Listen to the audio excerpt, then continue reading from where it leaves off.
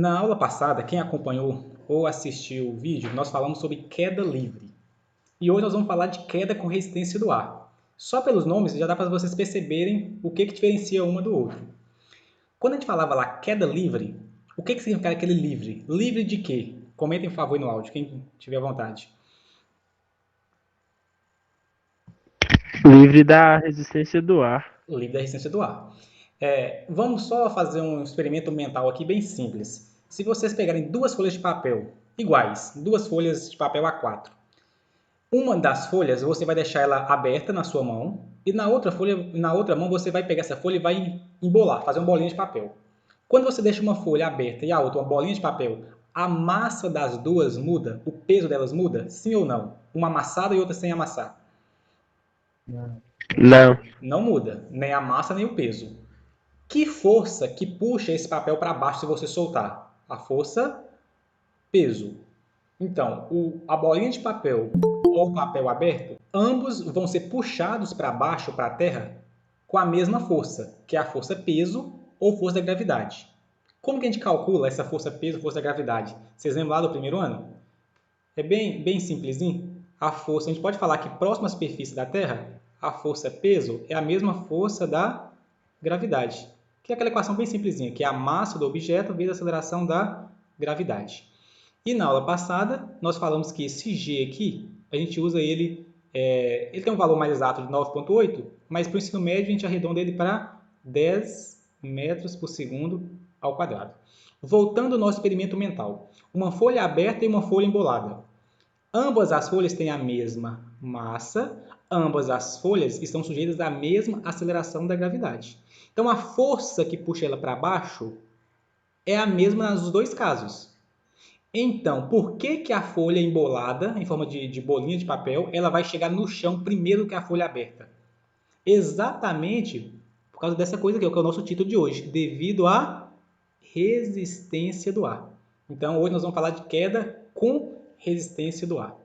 Então, veja bem, primeiro ponto importante é esse subtítulo. A resistência do ar, ela aumenta de acordo com a velocidade. Então, uma das principais características da resistência do ar é, enquanto mais veloz o objeto está, então, enquanto maior a velocidade, maior a resistência do ar. Eu vou dar mais exemplos disso mais à frente. Como disse, fique à vontade de me interromper aí no áudio. Então, veja bem. Então, na sessão anterior, nós falamos de queda livre. Então, esse livre significava livre da resistência do ar. E agora, nós vamos falar em casos mais realísticos, que existe resistência do ar. Ou seja, a resistência do ar não é mais desprezível. Tudo bem até agora, pessoal? Tranquilo? Podemos seguir? Tranquilo. Beleza. Então, vamos seguindo aqui. Então, a força de resistência do ar, o nome já fala, ela é uma força de resistência. Então, é uma espécie de atrito. Se é uma espécie de atrito, ela é a favor ou contrário ao movimento ou tendência de movimento. Se você tenta puxar uma mesa para a direita, o atrito não vai tentar fazer com que ela fique parada, ou seja, tendenciando que ela puxe ela para a esquerda. Então, a força de resistência do ar, como uma forma de atrito, ela é sempre contrária ao movimento ou tendência de movimento. Então, primeira coisa, a resistência ela está em um sentido contrário ao seu movimento, certo? E também é importante falar, pelo próprio título, que enquanto maior for a força, ela vai depender principalmente da velocidade do corpo. Não precisa se preocupar com isso. Aí ontem eu peguei a equação só para comentar algumas coisas. Essa equação aqui é um pouco mais complexa, geralmente vocês usam ela para quando vocês for fazer faculdade de exatas. Mas eu quero que vocês entendam, principalmente essa coisa aqui. A força esse Azinho aqui pode ser força de arrasto ou força de resistência do ar. Ela vai depender da velocidade ao quadrado. O que isso significa para a gente? Lógico, a velocidade está aqui e a força está aqui, não está no denominador, quer dizer que a velocidade e a força são proporcionais. Se a velocidade aumenta, a força aumenta. Um detalhe importante de perceber é isso aqui, ó. Além disso, a velocidade está ao quadrado. O que isso quer dizer? Que se eu dobrar a velocidade, 2 ao quadrado 4. Então, a força quadruplica. Vamos fazer um exemplo. Vocês podem até fazer isso depois, quando vocês estiverem andando ou de moto ou de carro, com cuidado, lógico. Se você esticar, mas está dentro de um carro, a 50 km por hora e coloca o braço para o lado de fora do carro, você vai sentir a força de resistência do ar, certo? Aí, você faz com que o carro agora passe a ter uma velocidade, faltou por hora aqui, passe a ter uma velocidade de 100 km por hora. Olha essa comparação. Inicialmente o carro a 50 km por hora, depois o carro a 100 km por hora. O que acontece desse ponto para esse ponto? A velocidade está dobrando. Só que a força depende da velocidade ao quadrado. Então, se eu dobro a velocidade, 2 ao quadrado, 4. A força quadruplica.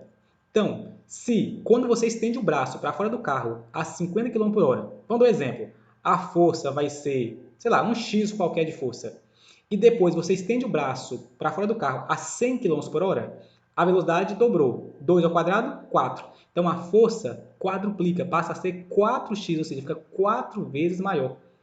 Entender esse conceito? Comenta se sim ou não, se quer que eu volte em alguma coisa. Tá de boa. Ok.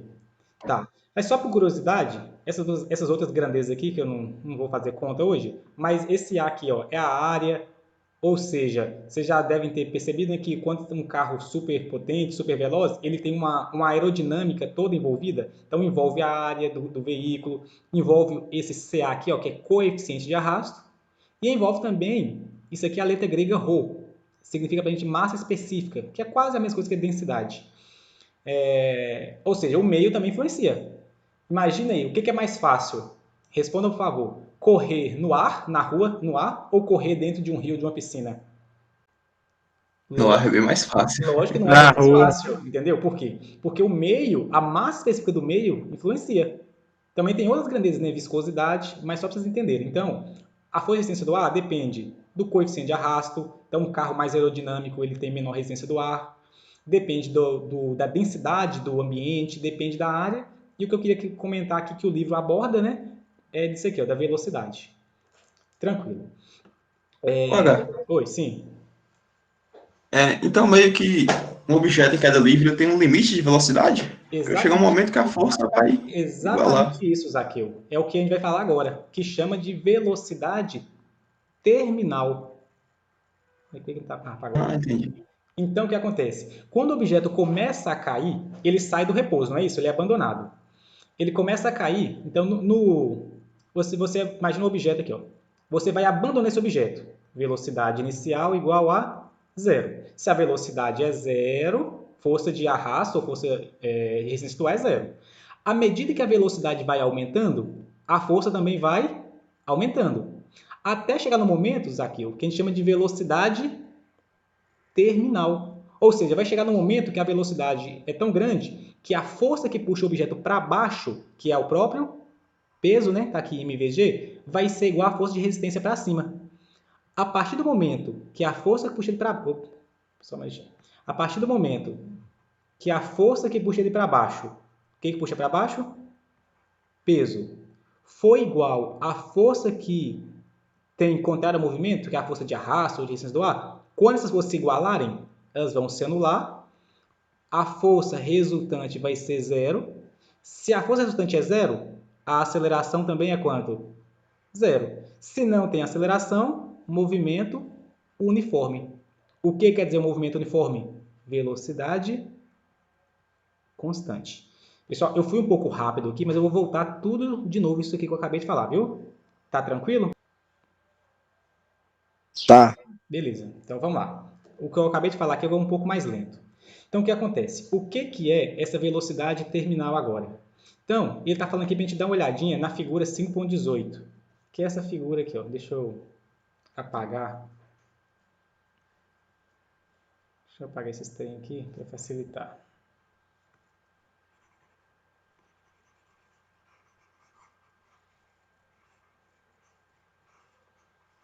Tá, então essa figura aqui, ó, o que ele está falando? No início, tá aqui, ó, na figura 5.18, está mostrando o início de uma queda.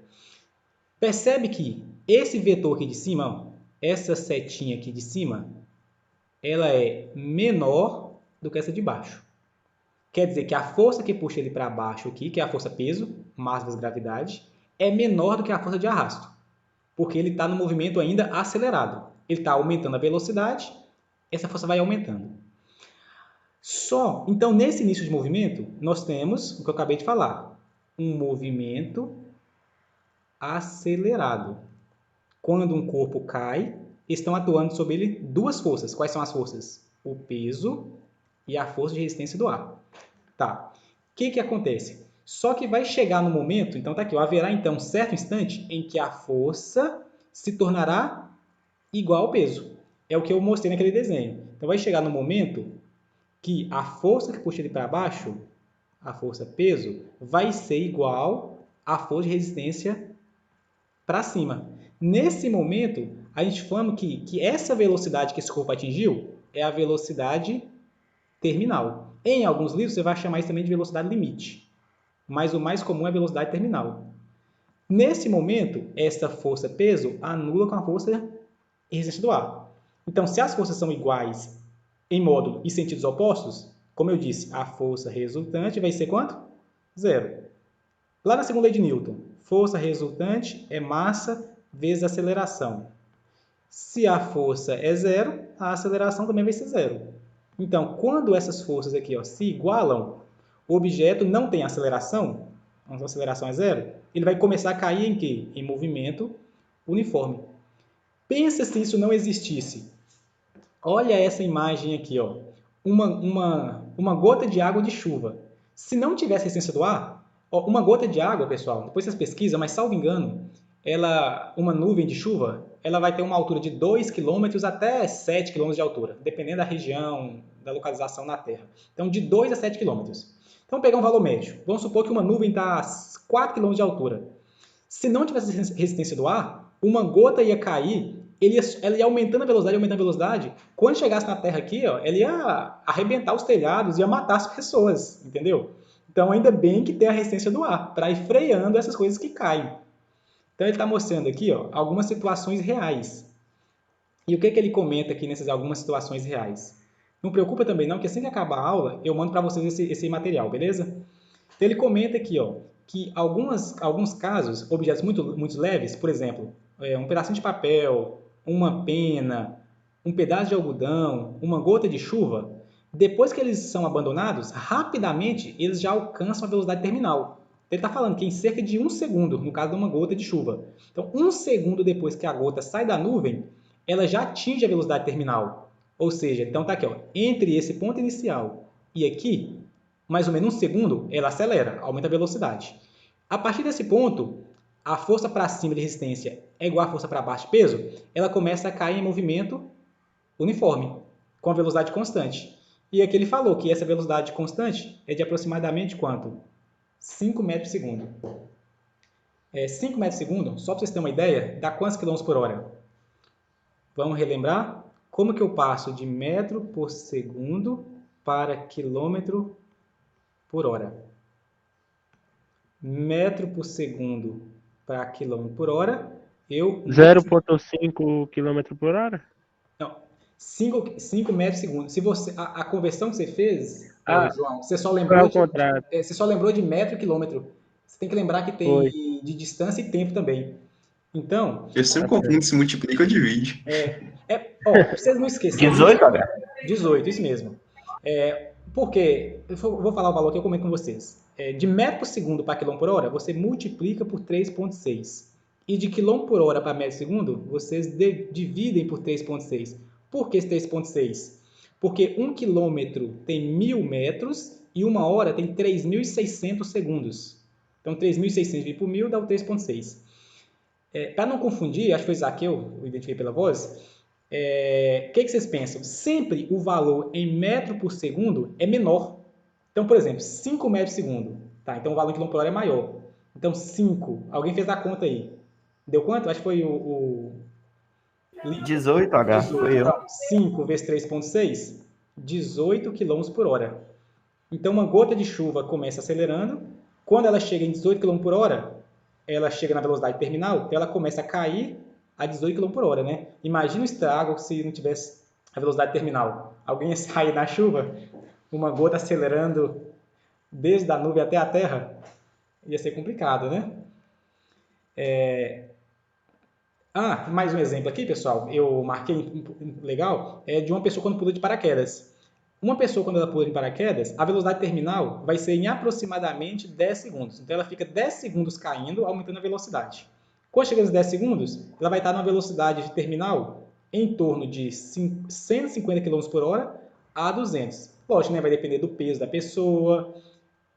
A área da seção reta é a área, né? Dependendo da roupa que ele vai estar. Se ele está com uma roupa, eu não sei o nome do esporte, que eles pulam de paraquedas e abrem uma roupa tipo uma asa, que eles ficam tipo planando no ar. Então aquela intenção daquele formato de asa é para aumentar a resistência do ar. Ou seja, para eles ficarem mais tempo flutuando. E vai depender daquelas outras características, né, que eu coloquei naquela equação. Então vai depender aqui, ó, do coeficiente de arrasto, da área, da velocidade, enfim. É só para exemplificar a vocês algumas situações reais de resistência do ar. E aí, meninos? Tranquilo? Querem que volte alguma coisa? Querem comentar? Não, tá de boa. Beleza. Aqui ele está mostrando, né? A imagem de pessoas está aqui. Então, essas pessoas saltam de paraquedas, estão caindo com velocidade constante. Então, a partir do momento que ele está com velocidade constante, é porque ele já atingiu a velocidade terminal. Porque a resistência do ar sobre cada pessoa é igual ao seu próprio peso. Ok, exemplificando o que a gente falou. Aí, aqui, é uma parte legal, uma curiosidade legal. Então, olha a importância da força e resistência do ar desempenha um papel importante ao proteger a superfície da Terra dos impactos de meteoros. Veja bem, a Terra tem uma camada de atmosfera, certo? Então, na atmosfera, você sabe que tem uma quantidade enorme de gases, ou seja, tem matéria. Quando esses meteoros vêm em direção à Terra, que são milhões, milhares por dia, se não tivesse atmosfera, a gente seria bombardeado o tempo inteiro com meteoros. Aí a gente fala que caiu na Terra um meteorito, né? Uma definição básica de diferença entre meteoro e meteorito é meteoro é enquanto está no céu. Se caiu na Terra, é meteorito. Então, veja bem, a gente é bombardeado de meteoros a todo instante na Terra. Esses meteoros, as massas deles, veja bem, elas vão variar de algumas gramas até algumas toneladas. Então, vem pedaço de qualquer material aí, de qualquer tamanho. Quando eles passam na atmosfera, o que acontece? Quando eles na atmosfera, vai começar a ter resistência do ar. O ar é generalizando, né? Resistência das partículas que estão aí, no espaço, na atmosfera. Quando eles vão caindo, como eles vêm com uma velocidade muito grande, a resistência também é muito grande. Isso faz com que aumente a temperatura deles, até eles ficarem incandescentes. Ou seja, eles vão ficar muito quentes, até ficar na cor vermelha, laranjada, amarela. E isso é o que permite a gente ver eles. Então, quando você vê lá e fala assim, uma estrela cadente, você está vendo um meteoro que estava vindo em direção à Terra, superaqueceu, tipo, pegou fogo, e você vê a luz dele. Aí, o que acontece? Esses meteoros, eles têm diversos tamanhos, como eu disse. Se eles forem muito pequenos, de algumas gramas, o que acontece? Eles vão ser totalmente queimados na atmosfera devido à resistência do ar e não vão alcançar a superfície da Terra. Ainda bem. Se eles forem de um tamanho médio, parte deles vai ser queimado pela atmosfera, essência do ar, e chegam a cair na Terra uns fragmentos. Então, é normal cair na Terra, e tem até umas equipes, né, de busca, eu não lembro o nome, Museu do Observatório lá do Rio de Janeiro, né, tem uma equipe lá que fica pesquisando aonde cai meteorito na Terra e vão buscar. Eu até participei de uma palestra uma vez, eu levei para o Instituto. Teve um meteorito, depois vocês leiam na internet, meteorito de Bendegó. Então caiu uma vez um meteorito, Bendegó é por causa de um córrego de várias toneladas na Terra. Então foram lá e buscaram ele. E essa pesquisadora, ele vai oxidando, né, como se fosse uma espécie de ferro. Ela vai tirar esse óxido de ferro, essa ferrugem do meteorito, coloca numa estrelinha de resina e vai nas palestras e distribui e dá para quem assiste a palestra, é bem legal. Então, numa palestra dessa, eu ganhei um pedacinho desse meteorito que caiu na Terra. Quando voltar às aulas, né, espero que volte logo, eu vou levar para vocês verem um pedacinho do meteorito. Tá. E também acontece de ter um meteoro muito grande, que mesmo com a atmosfera, ele queima parte, mas ainda cai na Terra, nem colide. Então, olha essa imagem aqui, ó. Uma cratera na superfície da Terra enorme foi causada pela colisão de um meteoro, né? Então, olha o tamanho do buraco, do estrago. E essa aqui de cima mostrando fotografia mostrando a trajetória de alguns, né? Se tornam incandescentes devido ao atrito com a atmosfera. E, para finalizar aqui, eles comentam da Lua. O que acontece na Lua? A Lua não tem atmosfera. Então, por isso que ela é cheio de cratera. Então, tudo que vai em direção à Lua vai cair lá. Por isso tem aquele monte de irregularidade no solo lunar. Então, daqui, ó, algumas das crateras lunares foram provocadas por colisões de meteoros. E aí, pessoal, querem comentar alguma coisa? Tranquilo? Podemos seguir? Pode sim. Tá tranquilo. Beleza. Tranquilo. Aí o que acontece? Tem aqui 1, 2, 3, 4, 5, 6, 7, 8. 8 exercícios. A minha intenção seria deixar para vocês brincarem, que são bem tranquilos, todos teóricos, com exceção do 27 aqui, que é uma continha. E a continha que tem que fazer no 27 é o mesmo conteúdo da aula passada, que é queda livre. Então, eu vou, para a aula não ficar longa também, essas questões são teóricas, bem tranquilas, eu não vou resolver para forçar vocês a lerem esse material de novo. E assim que acabar a aula, eu mando esse material para vocês e mandem um arquivo separado das respostas, viu? Pra vocês treinarem lá. Qualquer dúvida, podem procurar no WhatsApp. Combinado, meninos? Combinado. Combinado? Beleza, então, galera.